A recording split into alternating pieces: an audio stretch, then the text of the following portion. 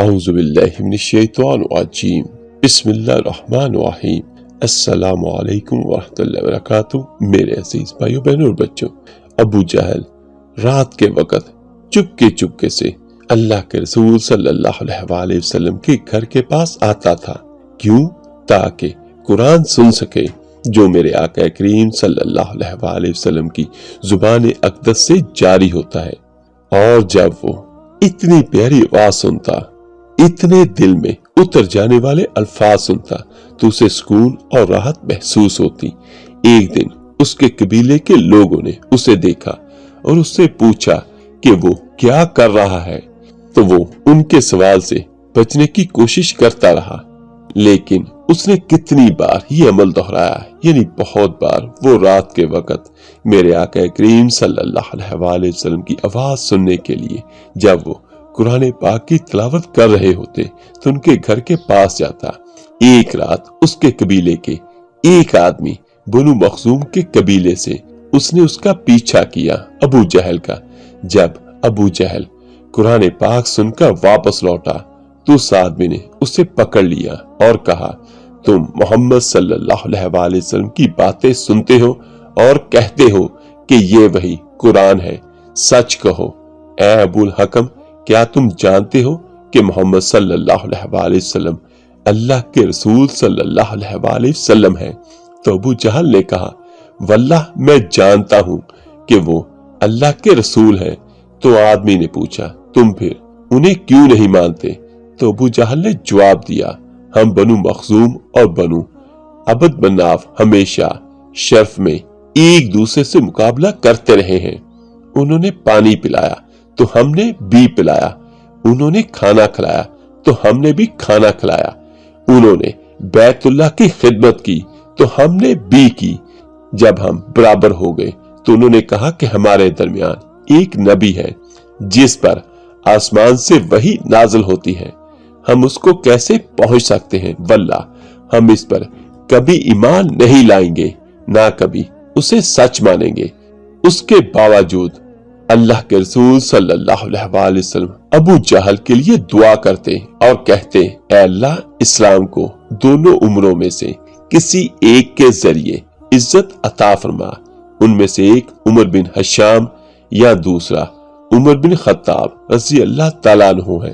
جب نبی کریم صلی اللہ علیہ وآلہ وسلم مدینہ پاک پہنچے تو آپ صلی اللہ علیہ وآلہ وسلم نے سعد بن عبادہ رضی اللہ تعالیٰ عنہ کی عیادت کے لیے تشریف لے گئے۔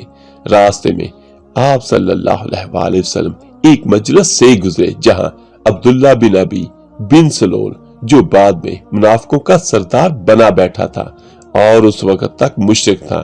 ایک صحابی نے عرض کیا، یا رسول اللہ صلی اللہ علیہ وآلہ وسلم، یہ قوم کی ایک مجلس ہے، آپ ان کو سلام کی دعوت دیں۔ جب عبداللہ بن ابی بن سلول نے نبی کریم صلی اللہ علیہ وآلہ وسلم کو دیکھا تو اس نے اپنی چادر ناک پر رکھ لی اور کہا، معاذ اللہ، ہمیں یہاں دھول نہ ڈالو۔ نبی کریم صلی اللہ علیہ وآلہ وسلم نے سلام کیا اور پھر ان کو سلام کی دعوت دی۔ عبداللہ بن ابی بن سلول نے کہا، اے محمد صلی اللہ علیہ وآلہ وسلم، اپنے گھر واپس جاؤ، جب ہم تمہارے پاس آئے تب ہمیں اپنی بات سناؤ، یہاں ہماری مجلسے میں نہ آؤ۔ عبداللہ بن حذافہ السمی جو وہاں موجود تھے وہ کہنے لگے، یا رسول اللہ صلی اللہ علیہ وآلہ وسلم، آپ ہماری مجلس میں آئیں اور جو چاہے بات کریں۔ اس پر عبداللہ بن ابی بن سلول نے کہا، تم نے ہمیں اپنے گدھے کی بدبو سے تنگ کر دیا۔ عبداللہ بن حذیفہ رضی اللہ تعالیٰ عنہ نے جواب دیا، واللہ رسول اللہ صلی اللہ علیہ وآلہ وسلم کی گدھے کی بدبو تمہاری خوشبو سے بہتر ہے۔ تو اس بات پر ان دونوں میں جھگڑا ہوا اور نبی کریم صلی اللہ علیہ وآلہ وسلم نے ان دونوں کے درمیان صلح کرائی اور پھر آپ وہاں سے سعد بن عبادہ کے پاس چلے گئے۔ جب نبی کریم صلی اللہ علیہ وآلہ وسلم سعد بن عبادہ کے پاس پہنچے تو آپ نے انہیں عبداللہ بن ابی بن سلول کی بات بتائی۔ سعد بن عبادہ جو اپنے قبیلے کے سردار تھے وہ کہنے لگے، یا رسول اللہ صلی اللہ علیہ وآلہ وسلم، اس سے ہماری عورتیں اسے بادشاہت کا تاج پہناتی تھی اور اسے بادشاہ بنانے کی تیاری کر رہی تھی، لیکن آپ صلی اللہ علیہ وسلم کے آنے سے اس کی امیدیں ختم ہو گئی۔ یہی عبداللہ بن ابی سلول تھا جو حضرت عائشہ رضی اللہ تعالی عنہا پر بہتان لگانے میں شامل تھا۔ واقعہ افق، اور اس نے کہا تھا کہ اللہ کے رسول صلی اللہ علیہ وسلم کے ساتھیوں پر خرچ نہ کرو تاکہ وہ تنگی میں آ جائیں۔ اور ایک غزوے کے دوران اس نے کہا اگر ہم مدینہ لوٹے تو معزز لوگ ذلیل لوگوں کو نکال دیں گے۔ وہ خود کو معزز اور معاذ اللہ رسول اللہ صلی اللہ علیہ وسلم کے ساتھیوں کو ذلیل سمجھتا تھا۔ احد کے دن اس نے 1/3 فوج واپس بلا لی۔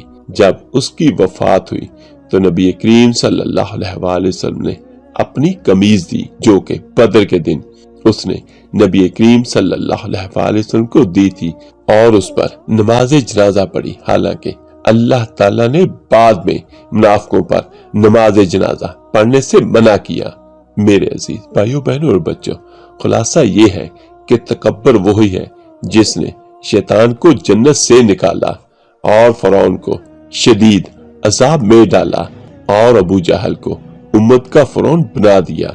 اور آخر میں دعا ہے اللہ پاک ہم سب کو تکبر جیسی لعنت سے محفوظ فرمائے، آمین ثم آمین۔